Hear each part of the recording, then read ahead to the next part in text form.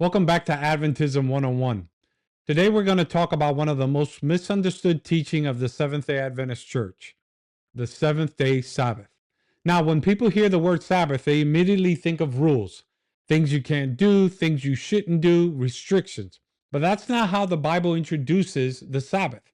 The Bible introduces the Sabbath as a gift of God, a gift from God to humanity, not just to Jews, not just to Adventists, to humanity. Let's begin at the beginning, literally. Genesis chapter 2 says this: Thus the heavens and the earth and all the hosts of them were finished, and on the seventh day God ended his work which he had done, and rested on the seventh day from all his work which he had done. Then God blessed the seventh day and sanctified it.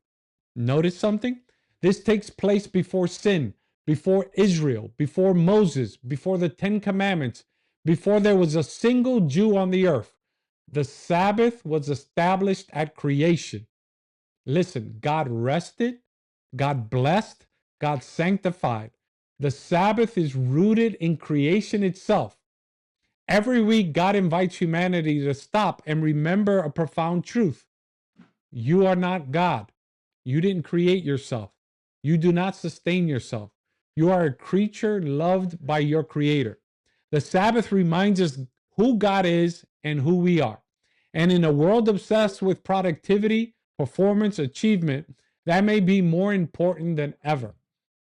The Sabbath is not merely about rest from work, it's about rest in God. Think about it.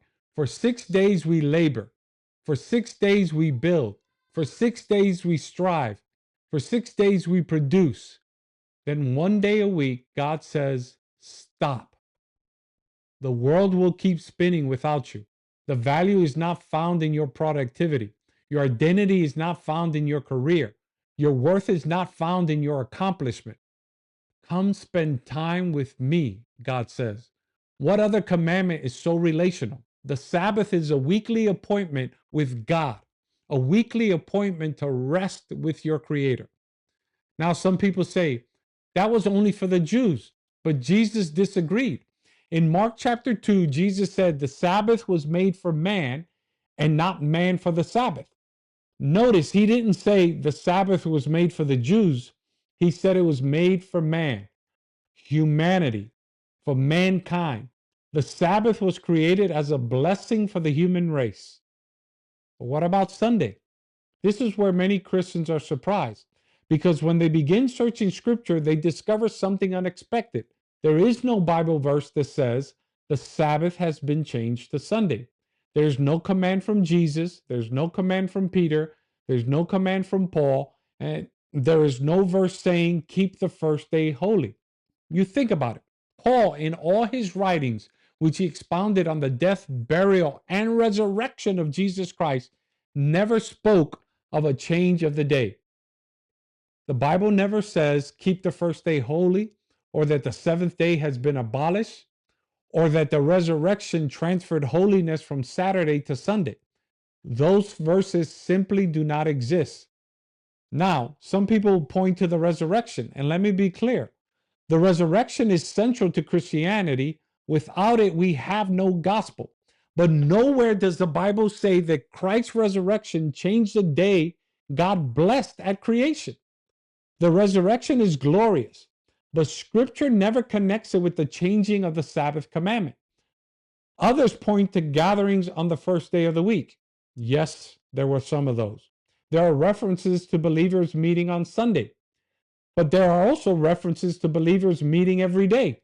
There are references to believers meeting on the Sabbath. The existence of a meeting does not establish a holy day. The real question is simple. Where does God declare Sunday holy? The answer is that Scripture never does. Now let's address one of the most common statements that I hear. Jesus is my Sabbath. You probably heard it. Maybe you've even said it yourself. At first, it sounds very spiritual. And in one sense, it's true. We rest from trying to save ourselves. We rest in His grace. We rest in His finished work. But here's the problem. The Bible never presents these truths as replacement for the seventh-day Sabbath. Think about the logic. Jesus is our righteousness. yet we still don't commit adultery. Jesus is our peace, yet we still do not murder. Jesus is our truth, yet we still don't bear false witness. Jesus is our rest. Why would that suddenly eliminate the fourth commandment? The reality is that Christ fulfills the Sabbath without abolishing the Sabbath. In fact, he makes it richer. Imagine a husband saying, "My wife is my Sabbath." Would that mean he no longer spends time with her? Of course not. If anything, it would mean he treasures times with her even more. The Sabbath is not competition with Jesus. The Sabbath is time with Jesus. The Sabbath is a day specially set apart to enjoy fellowship with the one who created us and redeemed us. And that brings us to something beautiful. The Sabbath points in two directions. It points backward to creation and it points forward to redemption. It reminds us that God saves us. He made us and he saves us. In fact, in Deuteronomy, Israel was told to remember that they had been slaves in Egypt and that God delivered them. The Sabbath became a memorial of redemption. For Christians, the symbolism becomes even richer. Every Sabbath, we remember, I did not create myself, I cannot save myself. God did both. And the Sabbath doesn't end at the cross. Isaiah looks forward to the new earth and says, "From one Sabbath to another, all flesh shall come to worship before me." Think about that. The Sabbath begins in Genesis, appears in the Ten Commandments, is honored by Jesus, observed by the apostles, and shows up in the new earth. From creation to recreation, the Sabbath remains a gift from God. So, why do Seventh day Adventists keep the Sabbath? Not because we believe we're saved by a day, we're saved by Jesus Christ alone. Not because we think the Sabbath earns God's favor, grace alone saves. We keep the Sabbath, the seventh day Sabbath, because we love the God who created it, because we believe his word, because we find beauty in his gift, and because every week God invites us to step off the treadmill of life and spend 24 hours remembering what matters most, that we belong to him. And that perhaps is the greatest beauty of the Sabbath. It is a weekly reminder that we cannot do anything for God. We rest in what God has already done for us. So thank you for watching. And until next time, keep studying the Bible for yourself. Like and subscribe, and I'll see you next time.